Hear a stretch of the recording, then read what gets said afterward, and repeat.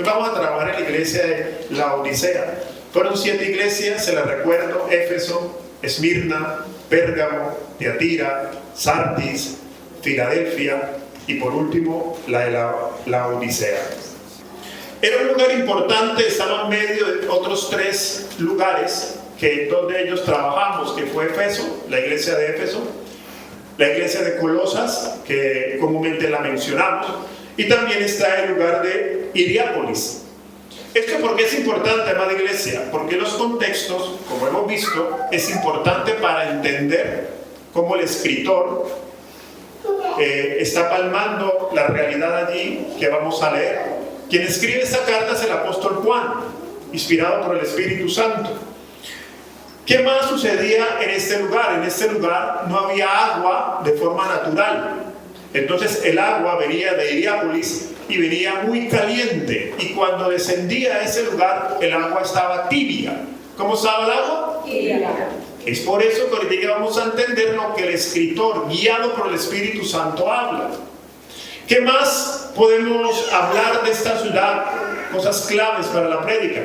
Pues que el Imperio Romano, cuando una vez llegó allí, ayudó, vamos a mirar esa parte positiva, ayudó para que el pueblo tuviera una prosperidad económica. Entonces el pueblo de Laodicea experimentó una prosperidad económica. Muchos se hicieron ricos, el comercio era muy común y entonces el dinero empezó a circular. A tal punto que en una ocasión hubo un terremoto y ellos no aceptaron la ayuda del Imperio Romano. ¿Por qué? Porque ellos decían: somos autosuficientes y tenemos el dinero. Pastor, ¿por qué nos tiene que decir eso como si fuera una clase de historia? Porque es importante. Entonces, ¿qué es importante rescatar? Número 1, que ellos se estaban haciendo ricos y se creían autosuficientes debido a esa riqueza. Número 2, no había agua de forma natural y el agua que ellos se abastecían cuando llegaba al lugar, llegaba tibia. Con esto en mente, amada iglesia, también es bueno recordar que el apóstol Pablo escribió de esta iglesia. El apóstol Pablo estaba enterado de esta iglesia. Libro de Colosenses, capítulo 4, verso 15, dice de la siguiente manera, dice: saludad a los hermanos que están en Laodicea y a Ninfas y a la iglesia que están ¿dónde? En su casa. Y aquí ya hago un primer paréntesis. Es por eso que nosotros es importante que podamos compartir de la palabra en nuestras casas, en nuestros pueblos, en el lugar donde estudiamos y trabajamos. Porque la iglesia, amada iglesia, porque la iglesia somos precisamente nosotros, los que tenemos el Espíritu de Dios. Y miren que la iglesia en ese entonces era muy común que se reunieran en las casas. El apóstol Pablo también en esa misma carta de Colosas, capítulo 2, verso 1, escribe: porque quiero que sepáis cuán gran lucha sostengo por vosotros y por los que están ¿en dónde? En Laodicea. Y por todos los que nunca han visto mi rostro. O sea, el apóstol Pablo ya conocía que esa iglesia estaba instituida, que estaba allí, que había una serie de judíos que se convirtieron al cristianismo, como hemos visto en las otras iglesias, y personas de allí también se añadieron allí. Y él estaba preocupado. ¿Por qué estaba preocupado? Ahorita vamos a leer la carta que se escribe, por qué era la preocupación del apóstol Pablo. Ahí mismo en el libro de Colosenses, capítulo 4, verso 16, dice también el apóstol Pablo, dice: cuando esta carta haya sido leída, es decir, la carta de Colosenses, cuando haya sido leída entre vosotros, haced que también se lean ¿dónde? En la iglesia de los laodicenses, y que la de Laodicea se lea también aquí entre vosotros o en Colosas. Había una preocupación en el apóstol Pablo por esta iglesia. Hemos visto las 7 iglesias, hemos visto cosas buenas, cosas malas. Hay un común denominador que en los diferentes lugares el pueblo estaba como, por así decirlo, los que estaban manifestando el fruto del Espíritu y los que no. Pero la iglesia de Laodicea, amada congregación, no se escribió nada bueno de esa iglesia. Yo dije en el domingo anterior quisiera que el Señor nos viera como la iglesia de Filadelfia, que expresaba continuamente el fruto del Espíritu. Es decir, que Cristo se podía ver en sus vidas. No que eran totalmente hombres que no hacían ningún mal, pero el Señor los vio con buenos ojos. Pero la iglesia de la Odisea, ninguno se salvó. Tremendo, ¿no? Que el Señor a mí como pastor, como congregación, diga, no hay nada bueno ahí. Eso es lo que le dijo a los de la Odicense. Así que lo vamos a mirar.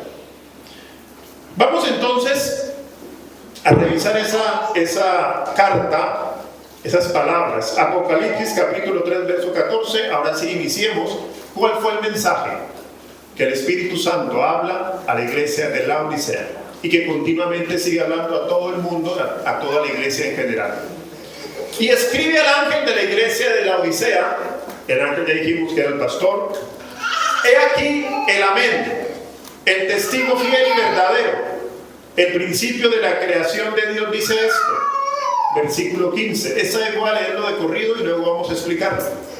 Yo conozco tus obras, que ni eres frío ni qué. Ojalá fuera frío o caliente. ¿Ellos por qué conocían ese término? Porque ellos, como no tenían agua, el agua que descendía de Hierápolis venía tibia. Ellos sabían a qué se estaba refiriendo el Señor. Versículo 16. Pero por cuanto eres tibio y no frío ni caliente, ¿de qué? Te vomitaré de mi boca. Tremendo, ¿no? Claro, ellos sabían que era tomar agua tibia y que si alguno lo ha probado, repugna, y más que venía con ciertas sales minerales, pues no era de agrado tomar esa agua. Ellos de una vez entendieron.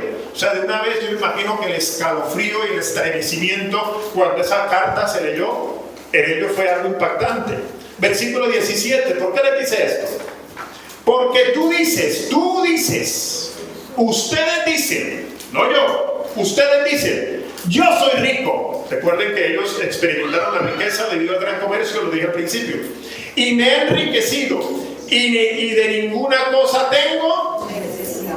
Y no sabes que tú eres desventurado, miserable, pobre, ciego y desnudo. Amada iglesia, si el Señor nos dijera esto, bueno, llorar, arrepentirnos, porque vamos a ver qué sucede, ¿no? Pero miren las palabras que les dice. Ustedes dicen que son ricos, ustedes se creen prósperos, ustedes se creen autosuficientes, pero la verdad están desnudos, son pobres, son miserables, son ciegos. ¿Por qué esa palabra ciego? Ahora, ellos también la entendían, porque en la Odisea empezó a realizarse la fabricación de un ungüento medicinal.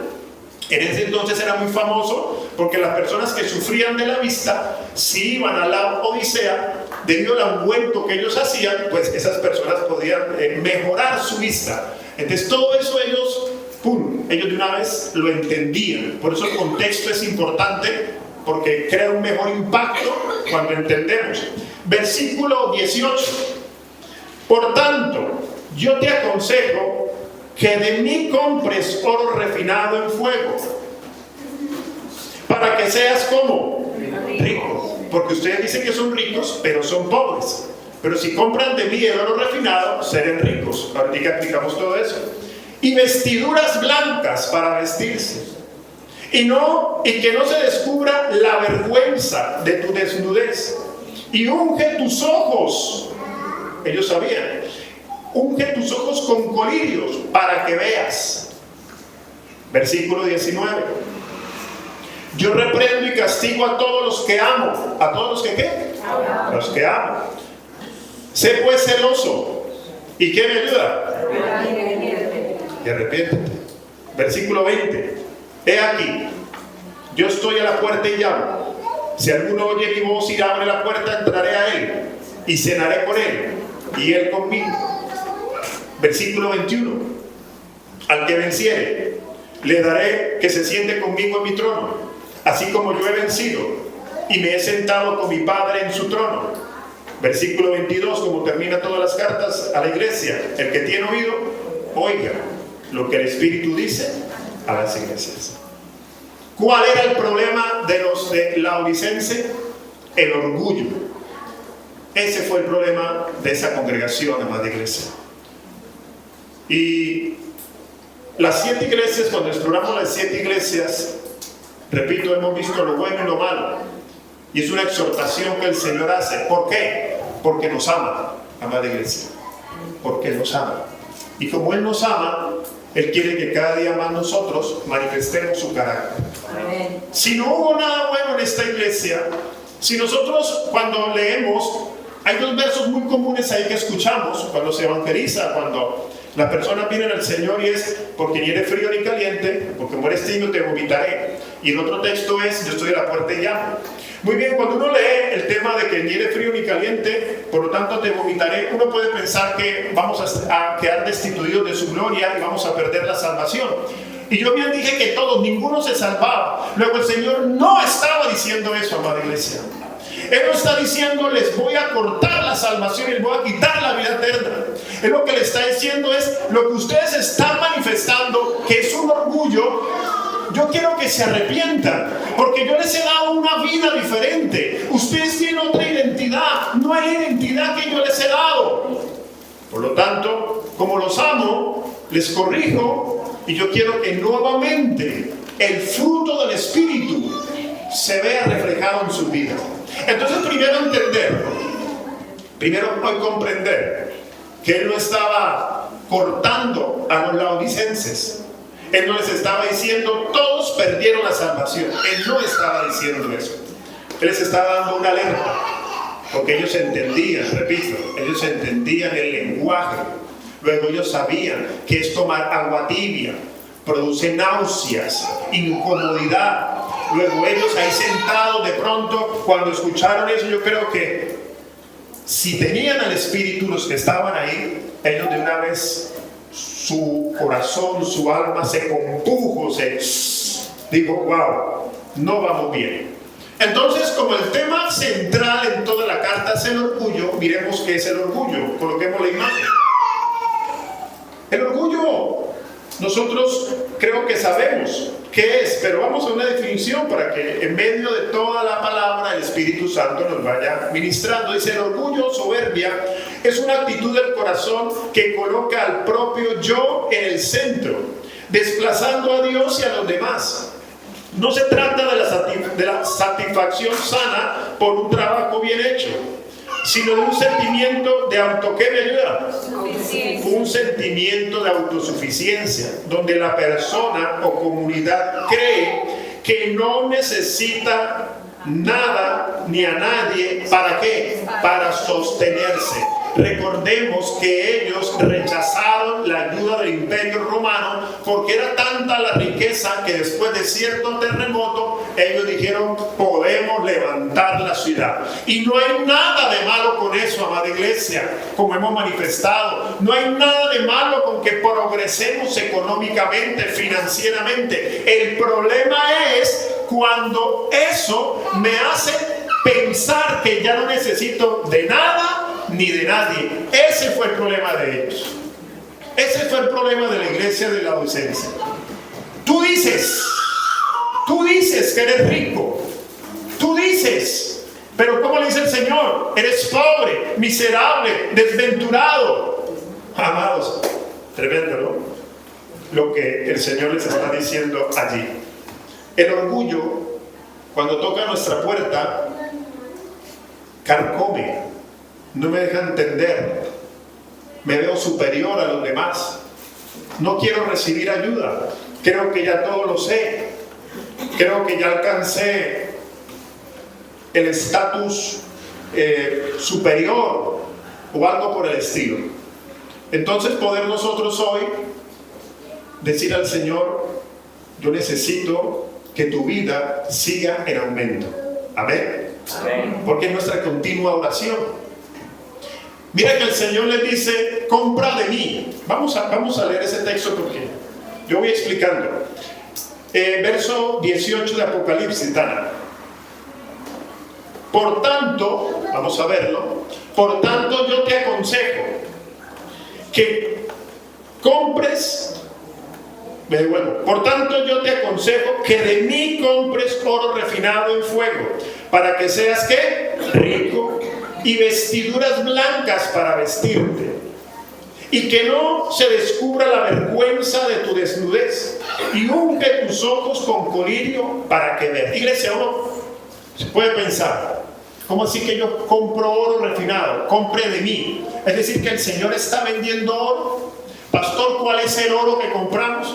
Pastor, traiga las cadenas, los anillos, los aretes, ¿cuál debo comprar? Y ya hemos explicado que no se refiere a eso, que es una metáfora que él está diciendo, porque recordemos que el gran tesoro es él. Lo que él está diciendo, él se está ofreciendo a sí mismo. Él está diciendo, nuevamente coloquen su mirada en mí, en Cristo Jesús, que soy el verdadero tesoro. Ustedes se creen ricos, millonarios, porque en sus carteras hay suficiente dinero, pero son pobres. Ustedes se colocan ropa fina, lino fino, y repito, nada de malo con eso, pero están desnudos. Por lo tanto, compren de mí vestiduras blancas. Es decir, que yo la puedo comprar. No, o sea, literalmente yo no puedo comprar mi salvación. Yo no me gano nada de Dios, entiendan por favor. Pero lo que está diciendo es, vuelvan nuevamente su mirada a mí.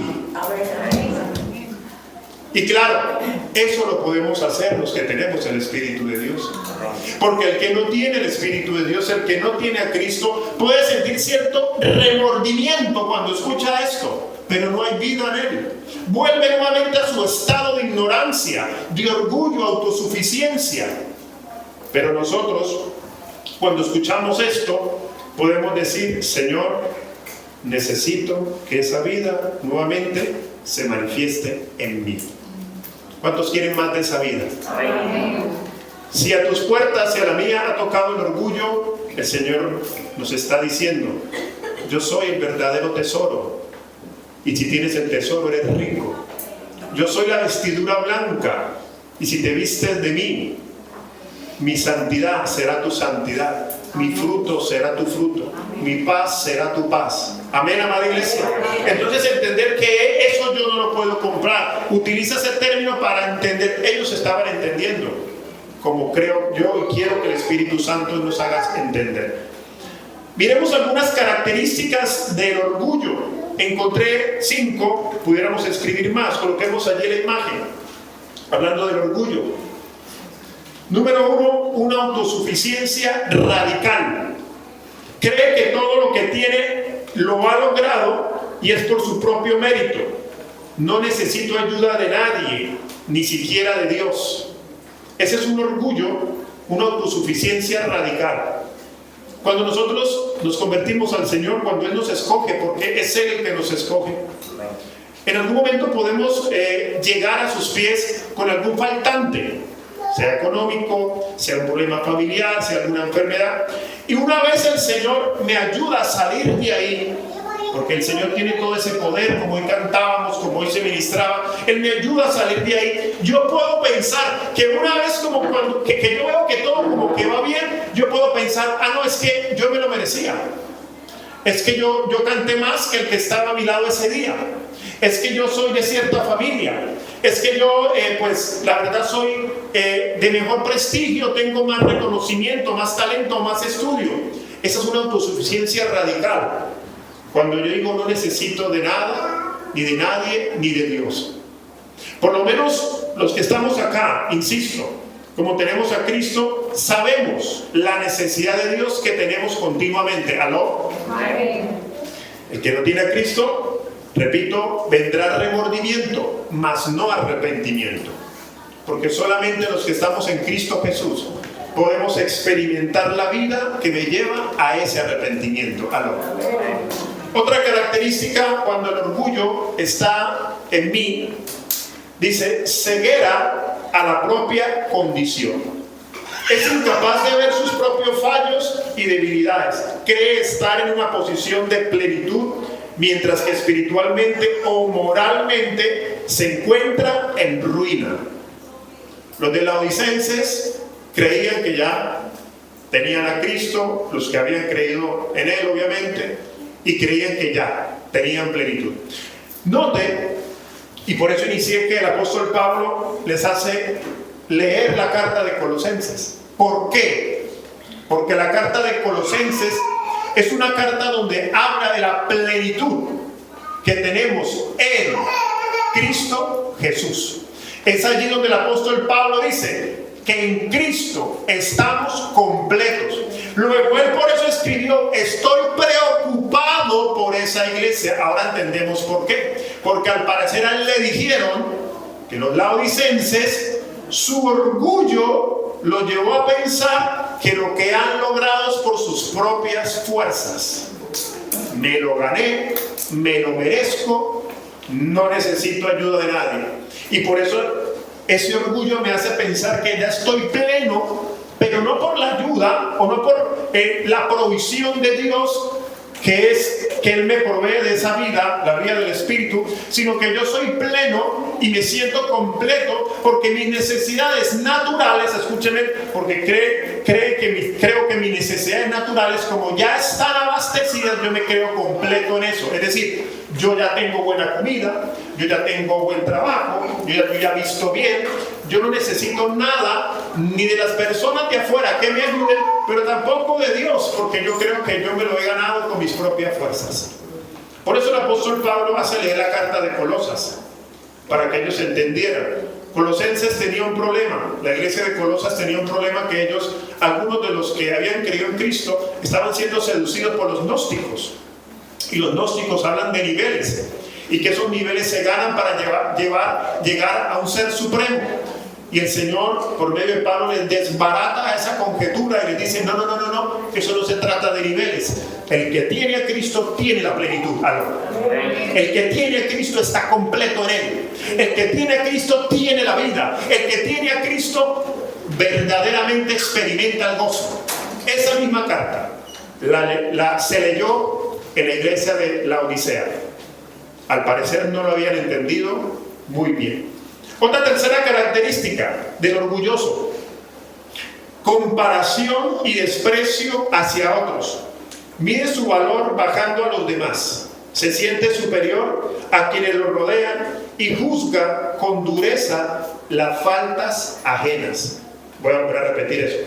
Juzga con dureza las faltas ajenas.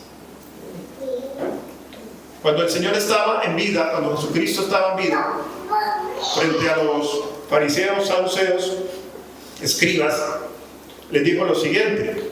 Creo que lo meditamos en otra de las iglesias, o el miércoles lo mencioné, no me acuerdo. Él les dijo: ustedes cierran la puerta al reino, ni dejan entrar, ni tampoco ustedes entran, porque han cerrado la puerta al reino. ¿Por qué les dijo eso? Porque ellos se creían superior a todos los demás, y ellos decidían quién entraba al reino, según ellos, no según Dios. O sea, era tanto el nivel supuesto de autoridad, el nivel supuesto de religiosidad o nivel espiritual, que ellos como que podían decir quién merecía a Dios y quién no. Y por eso nosotros debemos entender que el que nos ha escogido es el Señor. Él es el que te escoge. Y yo seguiré insistiendo: si tú vienes a este lugar y el Espíritu de Dios te está inquietando, es porque probablemente ya has nacido de nuevo. Porque de lo contrario, el Espíritu de Dios no estaría en ti. Pero si tenemos al Espíritu Santo, tenemos la verdadera calidad de vida. ¿Cuántos dicen amén? Otra característica del orgulloso: una comparación y desprecio hacia otros. Ese ya lo leí, perdón, el último. Falta de gratitud y oración genuina. Al asumir que merece todo lo que tiene, la gratitud desaparece y la vida de oración se vuelve superficial o nula. ¿Para qué voy a orar? Dirá el orgulloso: ¿para qué voy a orar? Ya Dios sabe. Si ya estoy completo, ¿para qué oro? ¿Para qué me congrego? Si ya tengo a Cristo. Claro, pero es porque en Él hay un pensamiento de superioridad, de autosuficiencia. Iglesia, la madurez no se mide en años. La madurez no se mide en años. Y aquí es bueno entonces recordar qué es la madurez según la palabra, no según el estándar humano. La madurez es la expresión de Cristo en cada uno de nosotros, según la palabra, no según yo. Entonces, o según el mundo, ¿qué es una persona madura? Es una persona que teniendo a Cristo, primeramente teniendo a Cristo, teniendo su espíritu, cada día más el fruto del espíritu se va manifestando en él. Es decir, que el carácter de Cristo cada día más se va expresando. Entonces, ¿qué es una persona inmadura? Según la palabra y según este ambiente que estamos viendo, una persona inmadura es una persona que tiene a Cristo, pero que aún manifiesta el yo que hay en él, el orgullo que hay en él. ¿Qué sería lo bueno? Que tiene a Cristo. Y si tiene esa vida y si hay arrepentimiento, nuevamente puede manifestarse el fruto del Espíritu. ¿Cuántos dicen amén? Amén. ¿Sí me están entendiendo? Amén. Pastor, lo que podemos porque el niño nos distrae, pero tranquilo. Eso, riámonos con el niño, ¿qué más? No nos vamos a estresar.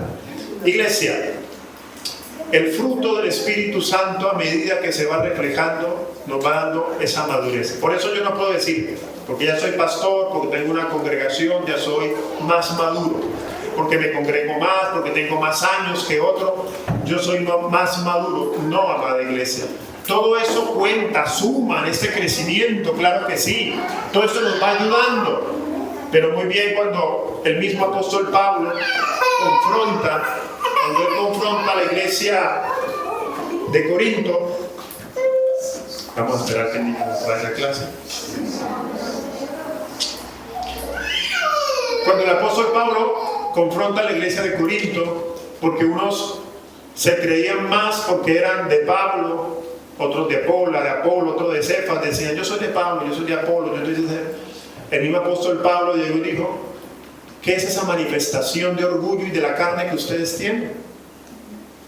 Eso no se trata que yo sea de Pablo o de Cefas, porque si soy de Pablo entonces estoy en un mejor círculo social, o porque si soy de Apolos soy de menos rango, para que me entiendan. No es que yo soy del pastor Javier, o yo soy del pastor Pedrito Pérez o Juan Cochinín.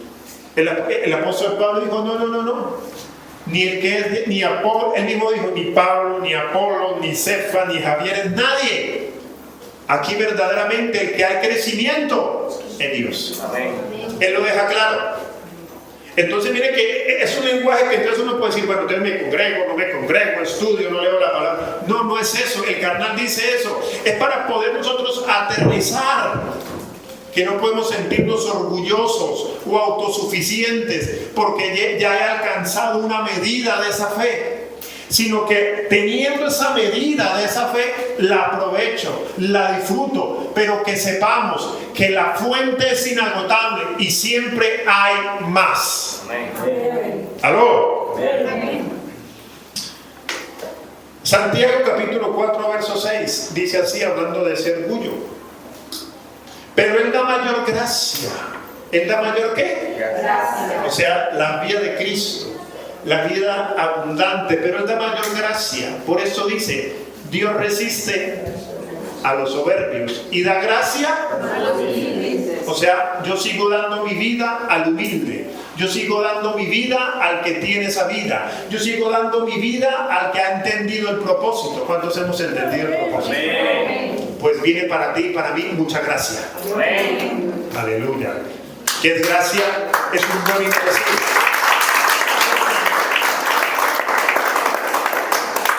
Gracia, la definición bíblica, teológica básica es don inmerecido. Pero la definición apostólica de gracia es la vida de Cristo. Entonces lo que le está diciendo al humilde, pero el humilde que tiene el Espíritu, amado, recordemos que las cartas apostólicas son para nosotros, es decir, los que tenemos a Cristo. Es lo que está diciendo es al humilde, a ese que tiene a Cristo, tienen la oportunidad de que si continuamente desea esa gracia, yo le proveo esa gracia. ¿Aló? Proverbios capítulo 16 verso 18 dice, antes del quebrantamiento es la que me ayuda, la soberbia, y antes de la caída la altivez de espíritu, con E minúscula, el espíritu del hombre, el ser, la altivez, el orgullo. Era el problema de la iglesia de la Odisea, amados. Por eso ellos decían, acabamos de leer, tú dices que eres rico, tú dices que tienes vista, tú dices que vistes bien, pero yo te digo, pobre, miserable, ciego y desventurado. Yo quiero que esta no sea la palabra para nosotros, amén. Pero como estamos viendo esta serie, pues terminamos con esta. Yo quisiera que el Señor vea como la de Filadelfia, que fue una iglesia que no dijo nada malo, sino que dijo, ustedes continuamente expresan la vida de Cristo. Amén. ¿Cuántos quieren ser de esos? Amén. Mateo capítulo 13, verso 44, para ir terminando un poco, y terminando con la introducción, apenas. Además, el reino de los cielos es semejante a un, ¿qué me ayudó? A un tesoro escondido en un campo, el cual un hombre halla y lo esconde de nuevo. Y gozoso por ello va y vende todo lo que tiene y compra el campo. Luego siguiente, el Señor continúa con una parábola semejante, manejando la misma idea, verso 45. También el reino de los cielos es semejante a un mercader que busca buenas, ¿qué? Perlas. Que habiendo hallado una perla preciosa, fue y ¿qué hizo? Vendió todo lo que tenía y la compró. El Señor les dijo a ellos, a la iglesia de la Odisea, compren de mí oro refinado y vestiduras blancas. ¿Lo recuerdan? Lo leímos, ¿cierto? Claro, ellos conocían también estos textos, porque Él está diciendo, yo soy el gran tesoro. ¿Qué es el gran tesoro? La vida de Cristo, amada congregación. Es que nos están mandando hoy a que vendamos nuestras casas, coches y relojes y me los traigan aquí. ¿Verdad que no? Que ya lo hemos explicado. No es eso lo que ahí dice. Es lo que está diciendo en la parábola, hablando del reino, es que cuando yo encuentro el tesoro, cuando yo encuentro la perla, que es Cristo, cuando yo encuentro eso, yo me olvido de todo lo demás. Yo me apasiono por esa vida, porque sé que en mí que hay una naturaleza de pecado. Sé que en mí está, amado, ¿sabe qué hay en usted y en mí? Orgullo, malicia, envidia. Eso ya está en ti y en mí. Así usted diga que no, eso viene de fábrica. Pero cuando yo vengo a Cristo, Él me está proveyendo de la verdadera paz, del verdadero sustento, el verdadero reposo, el refrigerio que viene de parte de Dios. Y como eso no lo puede fabricar el ser humano, entendemos que cada día más necesitamos que el tesoro, la perla, la gracia se nos revele al hombre. Insistiré, nosotros no podemos fabricar el fruto del Espíritu, amada iglesia. ¿Qué hace el ser humano? Imitación. ¿Qué hace? ¿Me ayuda? Imitación. Imita. Las tinieblas imitan gozo, imitan paciencia, pero no hay fruto del Espíritu si primero no tengo el Espíritu, si no he nacido de nuevo, porque yo no lo puedo fabricar. Eso es la salvación, amada iglesia, portar la vida de Cristo. Si alguien hoy de pronto, por aquellas cosas de la vida, circunstancias buenas o malas, nos sentimos orgullosos, pero un orgullo radical, un orgullo de autosuficiencia, tengamos cuidado, amada iglesia. Yo el primero, repito, debemos tener mucho cuidado, porque para el Señor es como un agua tibia. Y repito, no está diciendo que los va a cortar, está ofreciéndose a sí mismo para que nuevamente experimentemos el refrigerio de Dios. ¿Cuántos quieren más de ese refrigerio? Lucas capítulo 15 verso 17 dice, hablando de la parábola del hijo pródigo, muy conocida, dice, y volviendo en sí dijo, en símbolo de admiración, ¿cuántos jornaleros en casa de mi padre tienen abundancia de qué?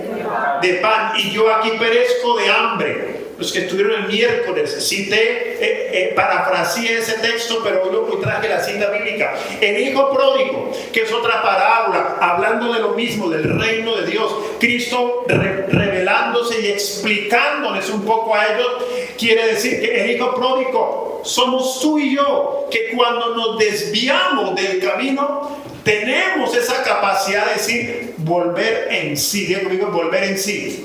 Eso que implica que otra vez mi alma mis sentimientos, emociones y voluntad recuerden quién provee el pan. Mira lo que él dijo: en la casa de mi padre hay abundancia ¿de qué? De pan. Y luego Jesús había dicho antes: yo soy el pan de vida. Es decir, que el que tiene a Cristo tiene esa facultad guiada por el Señor. A medida que me arrepiento de volver en sí, decir: yo quiero el pan que tú me ofreces. Amén. ¿Qué tiene Dios para ofrecerme? ¿Cuántos trabajos? ¿Cuántos chalets? No, amada iglesia, lo que Él tiene para ofrecerte es el tesoro, que es Cristo Jesús. Amén. Si partimos de ahí que eso no es suficiente, olvídate.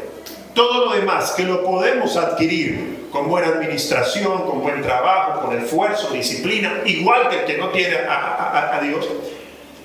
Amados, si no entendemos que es el tesoro, todo eso, todo lo demás me va a quitar la verdadera paz, la verdadera satisfacción. Él volvió en sí. ¿Y quiénes recuerdan cuando él va a esa casa, el hijo pródigo, hablando del hijo pródigo, cuando él llega a la casa, ¿qué hace el padre? Sale a recibirlo. Muy bien, ¿qué más? Ayúdenme. ¿Le hace qué? Una comida. ¿Y qué tipo de comida él manda a matar? Un becerro. Le ponen anillo, calzado, ropa. Recuerden lo que el hijo de la Odicense: compre de mí tesoro y vestiduras blancas. Y el apóstol Pablo escribe también: despojados del viejo hombre que está vestido, corrupto, y vístanse del nuevo. O sea, nuevamente el mismo vocabulario. Cuando él llega al Padre, él atiende un becerro. ¿Qué es eso? Cordero, Cristo. Y le pone anillo, vestidura. ¿Qué es? Que te vistan de Cristo. Él está diciendo: lo único que yo le puedo proveer en la vida de mi hijo. Cuando yo vuelvo en sí, ¿qué hay de mí? ¿Qué me provee el Padre? Me provee en mi alma de su Hijo. ¿Cuántos dicen amén? Amén. Efesios capítulo 3 verso 20 dice: y aquel que es poderoso para hacer todas las cosas mucho más abundantemente de lo que pedimos o entendemos, según que me ayuda, según el poder que actúa, ahí está. Este sí lo leí el miércoles. Según el poder que actúa en el pastor solamente. ¿Sí? No, el poder que actúa en la iglesia. ¿Pero de qué está hablando? Porque hay que yo tomo ese texto y yo puedo empezar a pedir cosas naturales y decir que aquel es poderoso para darme mucho más. Pero yo pido algo natural pensando que el Señor me lo va a triplicar. No. Si yo miro el contexto, el apóstol Pablo está escribiendo de esa misma gracia y del fruto que proviene de Dios. Entonces está diciendo que si yo anhelo, que si yo pido eso, que el Señor, que es fiel y verdadero, como dijo la iglesia de Laodicenses al principio: yo soy el fiel, el verdadero, el justo, el amén. Él me va a proveer sin medida de esa gracia. Amén. ¿Se entiende? Amén. Aleluya. Terminé. Colócate en pie, madre iglesia.